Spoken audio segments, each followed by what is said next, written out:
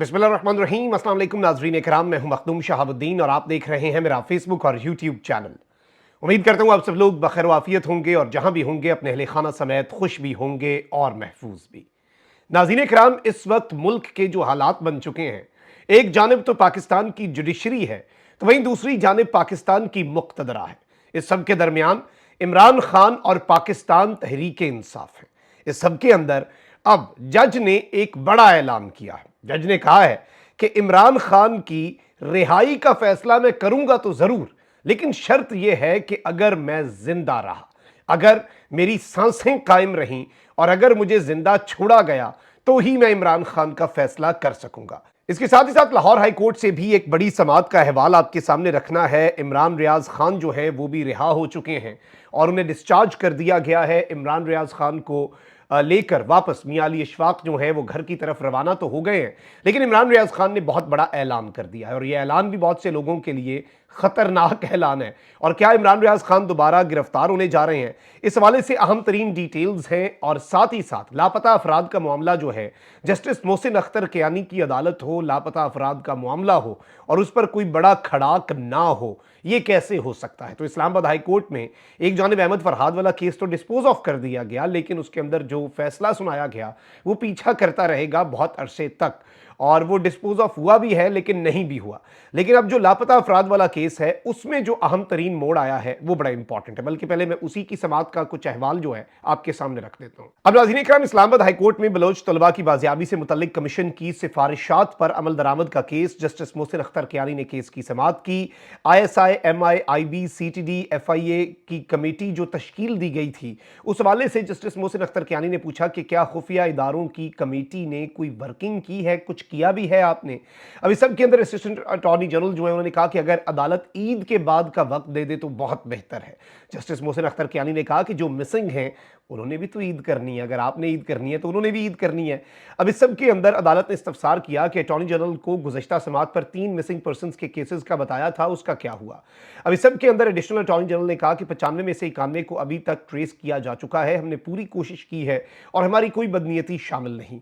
Justice Kiani ने कहा कि ये बदनीयती का तो केस है ही नहीं, ये तो रियासती इदारे के खिलाफ केस है। क्या कमेटी बन गई, सिर्फ नोटिफिकेशन होना है। अब हमने तो अटॉर्नी जनरल की रिक्वेस्ट पर कमेटी की तश्कील में तब्दीली की भी इजाजत दे दी थी। हमने मिसिंग पर्सन के केस के लिए मामला लार्जर बेंच को भी भिजवाया था।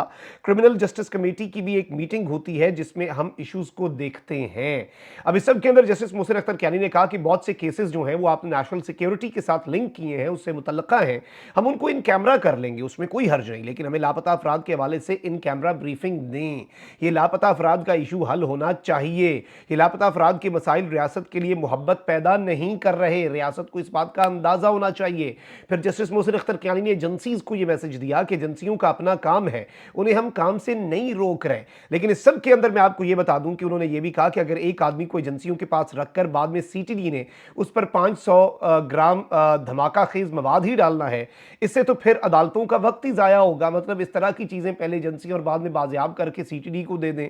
अब इस सब के अंदर जस्टिस मोहसिन अख्तर कियानी ने कहा कि बैनुल अक़वामी सतह पर हम इंसानी हुकूक की खिलाफ वर्जियों के तौर पर पहचाने जाते हैं, यही वजह है कि सरमायाकार भी यहां नहीं आ रहे। अदालतें फ्रस्ट्रेट होकर केस बंद नहीं कर देती, वो फैसला देती हैं। और ये अहम तरीन रिमार्क्स हैं जस्टिस मोहसिन अख्तर कियानी के। इस सब के अंदर उन्होंने कहा कि लापता अफराद की फैमिलीज अपने बच्चों के इंतजार में हैं। और इसमें जो अहम तरीन बात की है ना, जो समझ जिन्हें आनी होगी उन्हें आ गई होगी।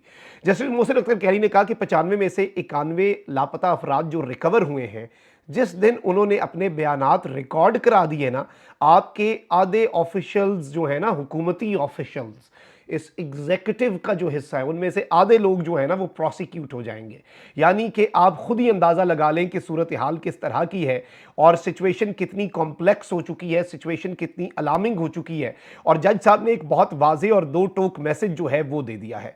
अब यहां पर मैं आपको ये बता दूं कि एक तरफ तो बहुत सी चीजें हुई हैं और बहुत से मामलात हुए हैं। लाहौर हाई कोर्ट के अंदर भी एक डेवलपमेंट हुई है और लाहौर हाई कोर्ट के अंदर एक बड़ी दिलचस्प चीज ये हुई कि ISI के ऑफिसर की जानिब से सरगुदा के जज को फोन करने के केस में जो बयान IG पंजाब ने दिया, वही बयान आज अजहर मशवानी के भाई के लापता केस में भी, उनकी गुमशुदगी के केस में भी IG पंजाब ने दिया।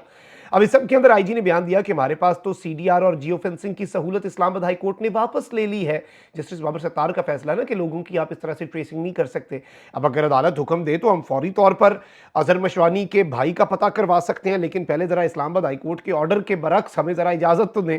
अब इस सब के अंदर मैं आपको ये बताऊं कि आईजी के बयान पर एसपी मुस्कुराए तो जस्टिस शहबाज रिजवी ने बरहमी का इजहार किया कि आप अदालत में खड़े हैं, आप किस बात पर मुस्कुरा रहे हैं। अदालत की जानिब से डांट पड़ने पर जो एसपी है वो फिर ऑब्वियसली पीछे हट गया। लेकिन ये सारी की सारी चीजें बड़ी अलार्मिंग है। ऑब्वियसली अदालतें जो है वो इस वक्त एक अलग किस्म के माहौल में है, एक अलग किस्म का गुस्सा और एग्रेशन जो है वो पाकिस्तान की जुडिशरी के अंदर देखा जा रहा है। अच्छा, वहीं दूसरी जानिब जम्मू कश्मीर लिबरेशन लीग के नायब सदर ख्वाजा खुर्शीद की बाजियाबी के लिए दायर दरखास्त पर समाअत हुई और ये भी अहमद फरहाद की तरह एक लापता केस है। इस्लामाबाद हाईकोर्ट में केस आया। इस्लामाबाद हाईकोर्ट ने सेक्रेटरी दिफा और सेक्रेटरी दाखिला को नोटिस जारी कर दिया। सेक्रेटरीज जो है वो आईएसआई, एमआई और एफआईए से मालूम करके रिपोर्ट जमा करवाएं। सेक्रेटरी दिफा रावलपिंडी, इस्लामाबाद और आजाद कश्मीर के सेक्टर कमांडर से भी रिपोर्ट लेकर आगाह करें। यानी अब ये नहीं कहा जाता एसएचओ तहकीकात करें, अब कहा जाता है सीधा जाएं और जरा सेक्टर कमांडर से रिपोर्ट लेकर आए। अब यहां पर मैं आपको ये बता दूं कि ये सारी की सारी चीजें जो हो रही हैं ये बड़ी इंपॉर्टेंट हैं। लेकिन वहीं दूसरी जानिब जो सूरत हाल इस वक्त चल रही है, इमरान रियाज वाले मामले पर आता हूं, लेकिन पहले मैं जज साहब के हवाले से आपके सामने चीजें रख लूं। इद्दत में निकाह का केस, इसमें पहले शाहरुख अर्जुमन साहब के ऊपर खाबर मानिका ने एतराज किया, उन्होंने एतराज खत्म कर दिया। फिर डिलेइंग टैक्टिक्स अपनाए गए, कभी वकील नहीं, कभी खाबर मानिका नहीं, घटिया, बदबूदार और गंदा किरदार पाकिस्तान की तारीख का खाबर मानिका बन चुका है और उसे समझ नहीं आ रही कि इज्जत से आगे भी एक चीज़ होती है, जान से आगे भी एक चीज़ कीमती होती है, वो इज्जत होती है। खाबर मानिका के लिए गालिबन वो नहीं है। अब मैं आपको यहाँ पर दो तीन चीज़ें नाज़रीन कराम ये बता दूं कि ये जो अफजल मजोका साहब हैं, इन्हें केस ट्रांसफ़र कर दिया गया, आपको पता है, और फिर ये केस का फैसला सुनाने के मूड में नहीं थे। लेकिन अब चूंकि इस्लामाबाद हाई कोर्ट का कल ऑर्डर आ चुका है कि अफजल मजोका साहब को 10 दिन में सजाओं के खिलाफ अपीलों पर फैसला और 1 महीने के अंदर अंदर जो मरकजी अपीलें हैं उनके ऊपर फैसला सुनाना है। अब इस्लामाबाद की डिस्ट्रिक्ट एंड सेशन कोर्ट के जज अफजल मजोका ने कहा है कि अगर वो जिंदा रहे तो 10 दिन में इद्दत केस में अपीलों पर फैसला कर देंगे। इस्लामाबाद की डिस्ट्रिक्ट एंड सेशन कोर्ट के जज अफजल मजोका ने इमरान खान और बुशरा बीबी की इद्दत केस में सजा के खिलाफ अपीलें जल्द समाअत के लिए मुकर्रर करने और सजा की मुअत्तली की दरखास्तों पर समाअत की, जिस सिलसिले में बुशरा बीबी के वकील उस्मान रियाज गुल अदालत में पेश हुए, जिन्होंने इस्लामाबाद हाई कोर्ट का तहरीरी फैसला पढ़कर सुनाया। बुशरा बीबी के वकील ने इस्तदा की कि डायरेक्शंस आ चुकी हैं, कल के लिए आप ये केस रख दें। इस पर जज अफजल मजोका ने कहा कि अगर तो मैं जिंदा रहा तो 10 दिन में अब इस केस का फैसला होगा, कल मुमकिन नहीं है, बहुत सी जमानत की दरखास्तें लगी हुई हैं। अगर दूसरी पार्टी पेश ना भी हुई, क्योंकि आज भी वही डिलेइंग टैक्टिक्स, और अब तो खबर मानिका ने नया टैक्टिक ये अपनाया है, वो कहता है कि जी मैं अपना वकील ही तब्दील करने जा रहा हूं, यानी मैं अपना वकील तब्दील कर दूंगा तो फिर तो कुछ भी नहीं होगा ना, तो फिर तो उस वकील को तैयारी का वक्त और वो सारे घटिया थर्ड क्लास हरबे जो कि सबको पता है कि क्यों अपनाए जाते हैं। लेकिन जज साहब ने यह कहा है कि अगर दूसरी पार्टी पेश नहीं होती तब भी मैं फैसला करूंगा। उस्मान रियाज ने फिर इस्तदा की कि कल के लिए समाअत रख लें, नोटिस रिकॉर्ड का हिस्सा हो जाएंगे। इस पर जज ने कहा कि आज की समाअत का ऑर्डर लिख रहा हूं, उसमें नोटिस से भी बड़ा कुछ होगा, यानी आप बेफिक्र हो जाएं, अब जरा आप देखते जाएं हम क्या करते हैं। बाद अदालत ने फरीकैन को नोटिस जारी कर दिया और हुक्म दिया कि खाबर मानिका और उनके वकील 21 जून को अदालत पेश हों। अदम पेशी की सूरत में रिकॉर्ड देखकर फैसला कर दिया जाएगा, यानी पिछले केसेस का जो रिकॉर्ड है वो देख के हम फैसला कर देंगे।